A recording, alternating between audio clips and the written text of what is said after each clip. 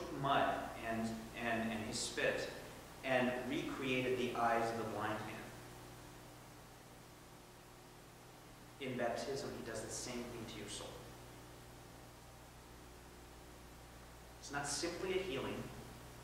It's not simply a washing away of original sin. It is a changing, a modifying. What is put into your soul at baptism is what's important, not what's taken away. That's important too. But what's put in is far more important. So the three effects of baptism: the washing away of original sin, so in a sense the healing of the relationship. That's why the term is baptism. I wash you in the name of the Father, Son, and Holy Spirit. That's what baptism means. It incorporates you into the church. You become part of the mystical body of Christ. You are taken up in Christ. And the third thing is, you are infused with the theological virtues: faith, hope, and love. Now, these have a natural analogies. There is such thing as a natural faith, such thing as a natural hope, and there is such thing as natural love. We know this. We all know this. But the theological virtues, what they do is they change your destiny. This is how you gain that secondary, or that second. It's not secondary, makes it sound hierarchically lower, but that other end of beatitude. Because now, the theological virtue of faith, the object of that virtue is God. Whereas the object of faith could simply be faith in Rand McNally. I believe that there's a place called Australia.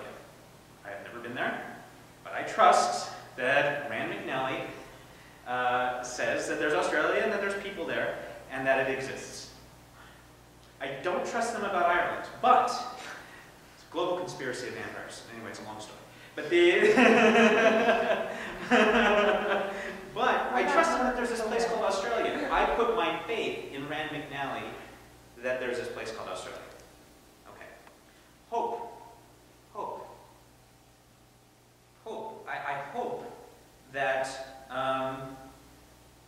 I'll be able to finish creating the parish faith formation thing before I leave. Hope is defined as the desire for the difficult good.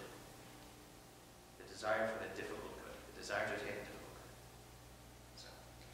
And love, well, there's all sorts of different kinds of love, but simply, let's say amor, friendship, friendship, or eros, desire. Those things all exist. Or even benevolence, or other forms of love that are more exalted, that aren't just simply desire or friendship that are higher than a lot of those other ones. But, or storge, familial love. It's my favorite words, storge. But, storge, yeah. But charity, caritas, the theological virtue of love, is different. Its object is God, specifically. The theological virtue of hope is directed at God, specifically. It's the hope and the promise. It's the desire, or the idea, or the thought, that the desire really is more than the will, of the possibility of attaining the promise of salvation, the possession of God. And charity, of course, is the love of God for God's sake, or the love of anybody for God's sake. Not their own sake, but God's sake. And that's the object of all these virtues for God. So it changes our destiny. It changes our destiny. We now have this other end. We now have this other goal, which is the possession of God. I find it interesting in our language, we talk about how demons will possess us, but we are trying to possess God. It's very interesting the way in which we talk about these things. And that God allows himself to be possessed.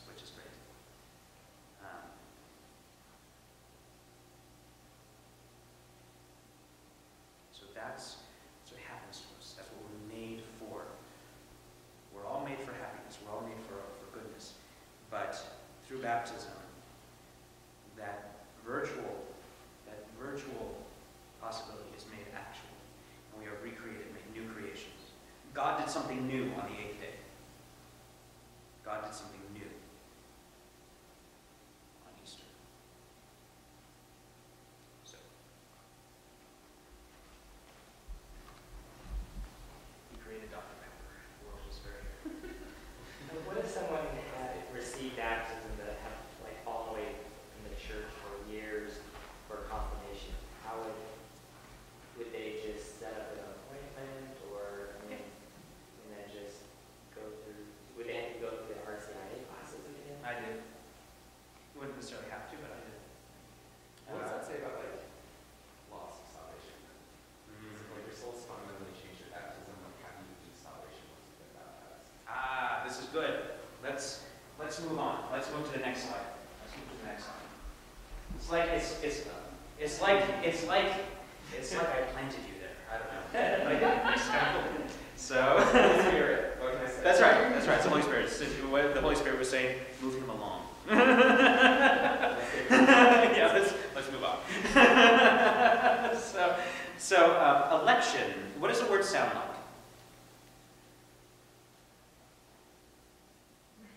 If you were to turn it into common vernacular, what would you use? Headache. Yeah, cynic. Okay.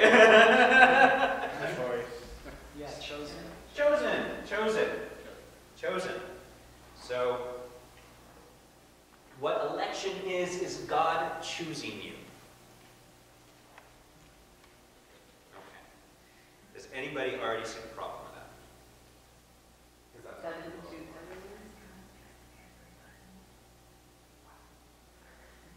That's a problem, right? What was it? Yes. Not everyone is chosen. So. Yeah, I like that. That was fun. God chooses you.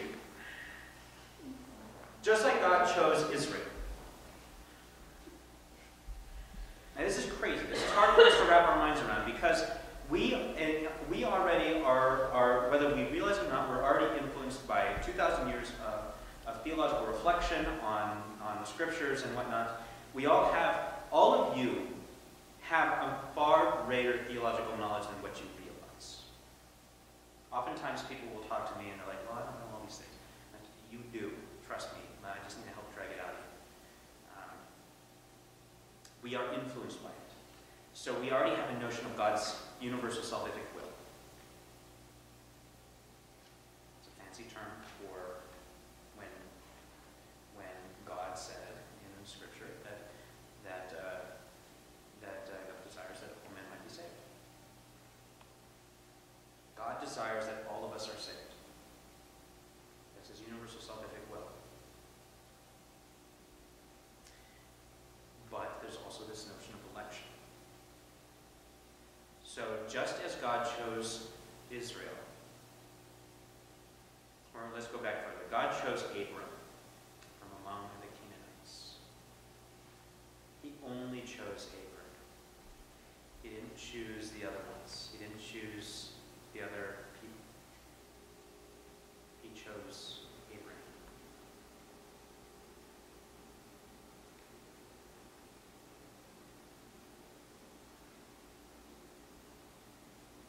He chose David. He didn't choose the other sons to be king.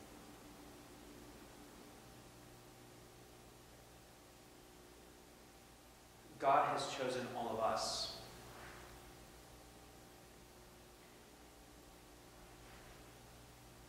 God may not have chosen some.